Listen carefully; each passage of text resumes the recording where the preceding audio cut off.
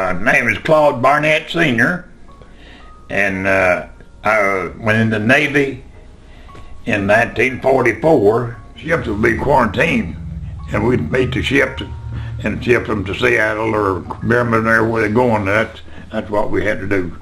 I worked as a yeoman in the office for, I guess 6 to 8 months.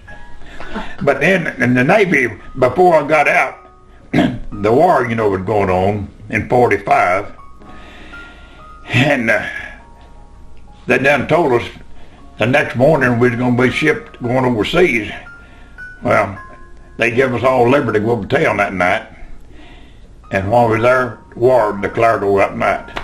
Oh, you never seen such a mess in town all your life. I served till 1946, August of 46, and I got an honorable discharge. And believe it or not, I hitchhiked all the way from Seattle to Jonesburg.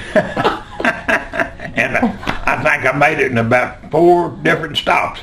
My mother didn't want me to come home hitchhiking on the bus. I told her I rode the bus, but after I got home, I told her I didn't hitchhike just to see if I could make it, and I made it home all right. I moved in with my mother, and wasn't nothing to work at. I picked cotton, chopped cotton, and went to work in the dime store, and worked there 6 to 8 months, and we got going together, and next thing I know, we was married. When you go in the service, if you volunteer like I did, well, I just make you feel better to do what you do over it. But I had to do over again. I'd do it again, but I want my wife with me. And I stayed on the fire department off and on for 7 years. These men right here, they's all on it, and I'm the only man left. As I reflect back on Claude Earl, I watched him as a man of God, a man who loved his family, a man who devoted his life to serving his family. He had a business, worked very hard at that, but whenever there was a need, Claude Earl would take time to take care of the need of someone around him. He had a passion for his fellow man to do that.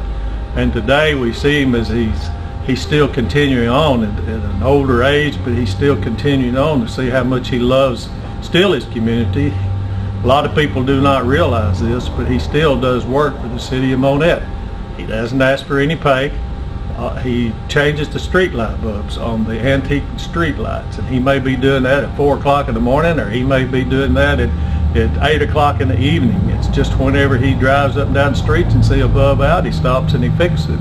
So it shows you still today he has a love and a desire to make his community a better community. Claude, Earl, and Glendine are huge supporters of our program, especially our basketball team. They've been coming as long as I can remember. Back when I played 15 years ago, they were in the stands.